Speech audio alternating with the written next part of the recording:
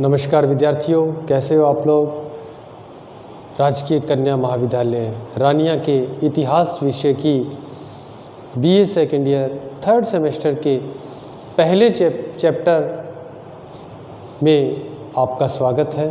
तो आज हम पढ़ेंगे कि बाबर एक मनुष्य के रूप में किस प्रकार का व्यक्ति था, बाबर का व्यक्तित्व कैसा था, कैसे इसमें चारित्रिक गुण एवं दोष थे। इससे पहले हमने पढ़ा कि बाबर एक इन्वेडर, एक आक्रमणकारी के रूप में भारत में आया। उसने पानीपत का प्रथम युद्ध जीता। उसके बाद उसके आसपास लगते हुए कई युद्ध, खानवा का युद्ध, चंदेरी का युद्ध, घाघरा का युद्ध, यानी जितने भी प्रमुख शासक उस समय भारत में रह रहे थे सभी को बाबर ने पराजित कर दिया। और बाबर पराजित करके बाबर भारत में एक स्थायी शासन स्थापित करना चाहता था और भारत में स्थायी शासन स्थापित करना चाहता था, लेकिन दुर्भाग्य से वह बहुत कम समय में ही हमारे देश में रह पाया था। 26 दिसंबर 1530 को बाबर की मृत्यु हो गई थी। अब देखते हैं हम कि बाबर की मृत्यु कैसे हुई। इसके बारे में अनेकों विचार हैं। ये कहा जाता है कि एक बार बाबर का जो पुत्र था हुमायूं अत्यधिक बीमार हो गया था और किसी पीर फकीर ने ये कह दिया था कि अगर बाबर अपनी सबसे प्रिय जो वस्तु है वो परमात्मा को, ईश्वर को, अल्लाह को दान कर दे तो हुमायूं के प्राण बच सकते हैं। ऐसे में बाबर ने ये सोचा कि इस समय हुमायूं के लिए सबसे प्रिय वस्तु केवल उसका पिता जो कि मैं हूँ, और मेरे लिए इस समय सबसे प्रिय मेरा पुत्र हुमायूं है। तो बाबर ने अपने आप को ही ईश्वर के हवाले करने का आह्वान किया। और ये भी कहा जाता है कि उस दिन के पश्चात बाबर की तबीयत बिगड़नी स्टार्ट हो गई और हुमायूं जो था वो बिल्कुल स्वस्थ होना शुरू हो गया। कुछ लोगों का ये भी कहना है कि बाबर को तेज ज्वर हुआ और तेज ज्वर के कारण वो इस भारत के जो गर्म पर्यावरण था उसको सहन नहीं कर पाया और उसकी मृत्यु हो गई। ये भी कहा जाता है कि इब्राहिम लोधी की माता ने बाबर के भोजन में विष मिला दिया था, जिसका सेवन करने से बाबर की मृत्यु हो गई थी। लेकिन हम अध्ययन करेंगे कि बाबर जो कि भारत का सम्राट, भारत का बादशाह बना था, भारत में जिसने मुग़ल सत्ता को स्थापित किया था। हालांकि वो भारत में मुग़ल सत्ता को पूरी तरह से तो स्थापित नहीं कर सका था, लेकिन जैसे भी हो उसने भारत में मुग़ल सत्ता के जो स्तंभ थे उनको गाड़ दिया था, उनकी शुरुआत कर चुका था बाबर। अब हम देखेंगे कि बाबर किस प्रकार का व्यक्ति था, कैसे उसके चारित्रिक गुण और दोष थे। सबसे पहले तो देखिए कि बाबर जो था वो एक सुंदर और साहसी व्यक्ति था, सुंदर एवं साहसी व्यक्ति था।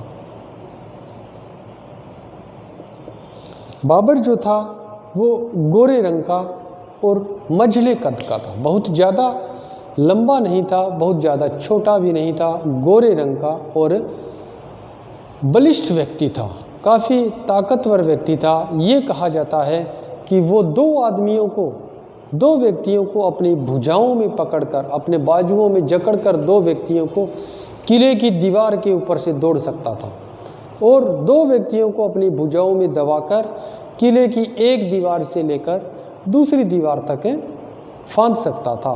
इतना शरीर से बलिष्ठ व्यक्ति था। शुरू में बाबर जब उमर शेख मिर्ज़ा का पुत्र था तो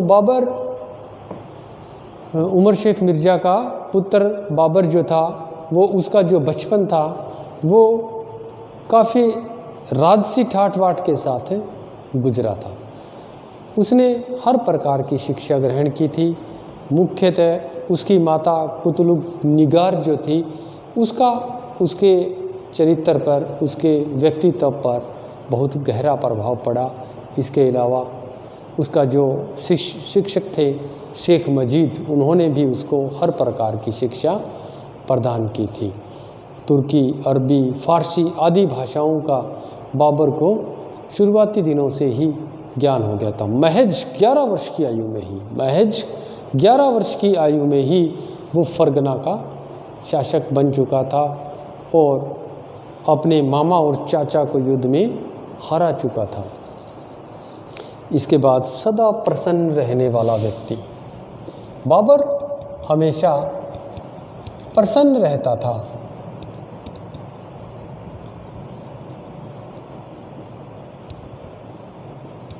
बाबर सदा प्रसन्न रहने वाला व्यक्ति था।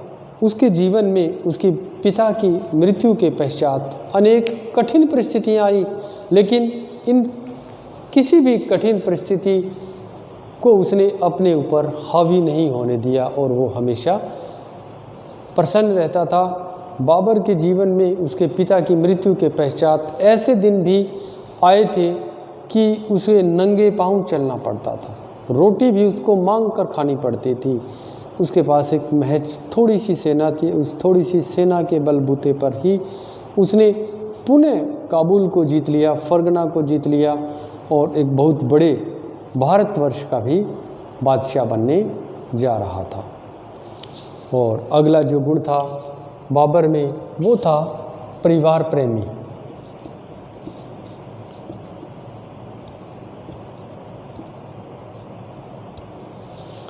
बाबर अपने परिवार से बहुत प्रेम करता था। बाबर अपने पिता से बहुत प्रेम करता था, अपनी माता से बहुत प्रेम करता था। अपने राज्य में जितने उसके अमीर सरदार थे उन सभी का बहुत सम्मान करता था, बहुत प्रेम करता था। अपने भाइयों को बहुत आदर की दृष्टि से देखता था, अपने भाइयों को बहुत प्रेम करता था। और उसके भाई बाबर जो था वो अपने भाइयों को भी बहुत ही आदर और प्रेम से देखता था। एक बार बाबर का जो एक भाई था उसने उसके विरुद्ध विद्रोह कर दिया था।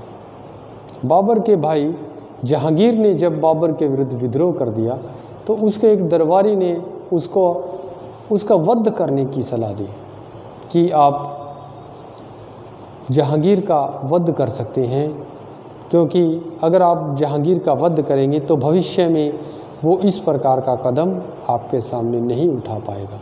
लेकिन बाबर ने अपने उस दरबारी कानून विशेषज्ञ को ये कहा कि भाई कैसा भी हो वो वध के योग्य नहीं होता, कि मेरा भाई या किसी का भी भाई कैसा भी हो वो किसी भी सूरत में, किसी भी स्थिति में वध के योग्य नहीं होता। वो अपने भाइयों से प्रेम करता था, अपनी बहनों से प्रेम करता था, अपनी पत्नियों से प्रेम करता था। बाबर के 4 पुत्र थे और 3 पुत्रियां थीं। बाबर के 4 पुत्रों के नाम हुमायूं, हिंदाल, अस्करी और कामरान। बाबर के 4 पुत्र थे हुमायूं, हिंदाल, अस्करी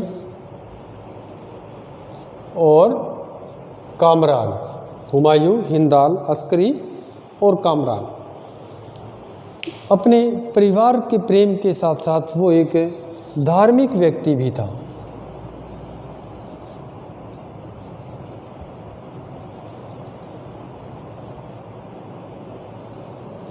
अपने राज्य में होने वाली सभी धार्मिक क्रियाकलापों में भाग लेता था, सभी धार्मिक आयोजनों में भाग लेता था।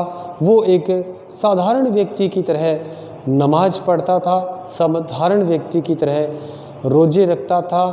वो एक कट्टर सुन्नी मुसलमान था जो कि अपना उद्देश्य मानता था कि मुझे मेरे इस धर्म का ज़्यादा से ज़्यादा विस्तार करना है, ज़्यादा से ज़्यादा फैलाव करना है, धरती पर मुझे अपने इस धर्म को फैलाना है। ऐसे विश्वास वाला व्यक्तित्व था बाबर। उसके बाद कला प्रेमी।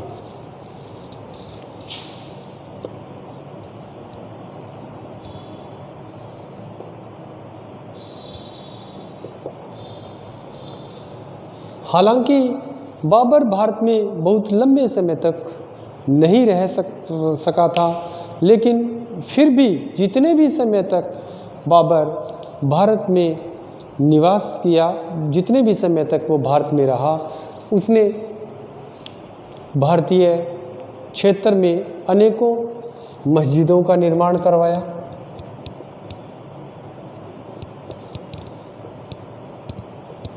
कई मस्जिदों का निर्माण करवाया।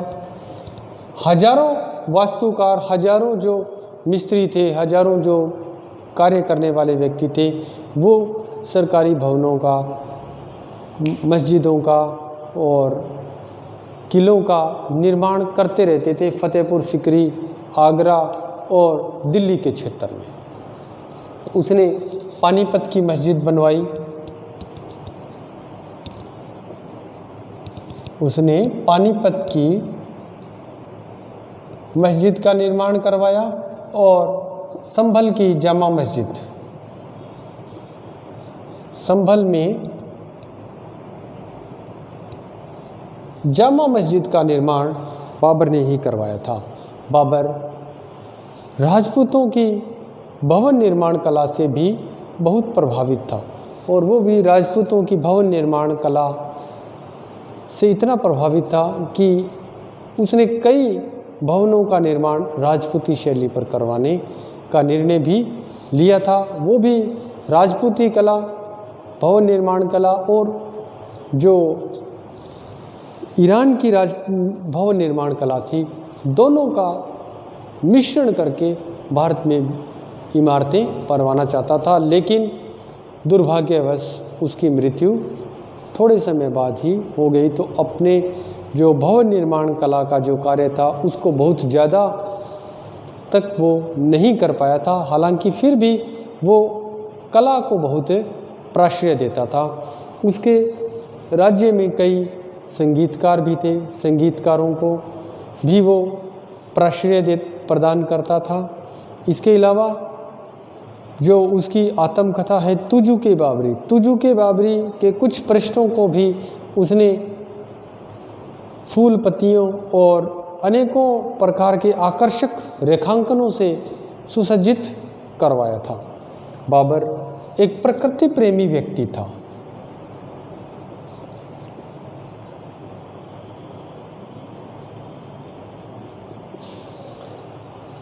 बाबर की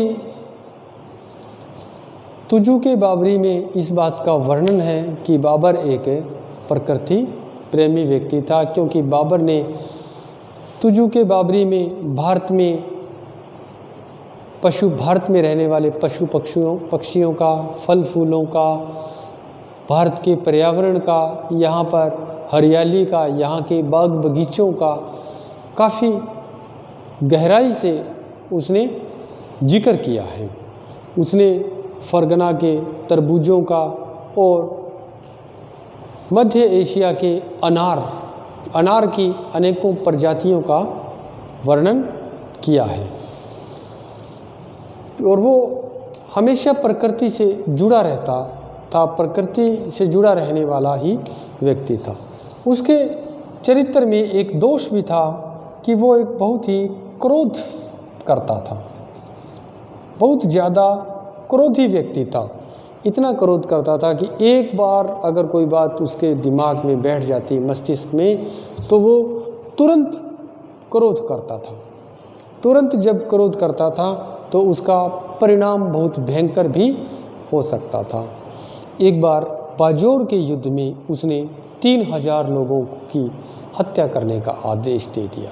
बाजोर के युद्ध में उसने 3000 लोगों की हत्या करने का आदेश दे दिया था। बाबर समय भी एक बहुत बड़ा विद्वान था।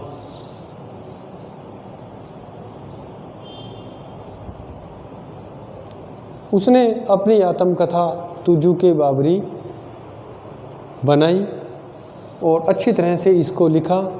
और बाबर एक अच्छा प्रशासक भी था, एक कुशल प्रशासक भी था बाबर, जो कि हमेशा अपने राज्य की अर्थव्यवस्था, सैनिक व्यवस्था, राज व्यवस्था आदि को एक निश्चित परिमाप के आधार पर चलाता था, ताकि इसको अच्छी तरह से अध्ययन किया जा सके और राज्य जो है वो प्रगति के पथ पर दौड़ सके। अब हमने बाबर से संबंधित जो पहला चैप्टर है बीए सेकेंड ईयर के सेमेस्टर फर्स्ट का, वो कंप्लीट कर लिया है। अब आगे हम मिलेंगे सेकंड चैप्टर में। धन्यवाद।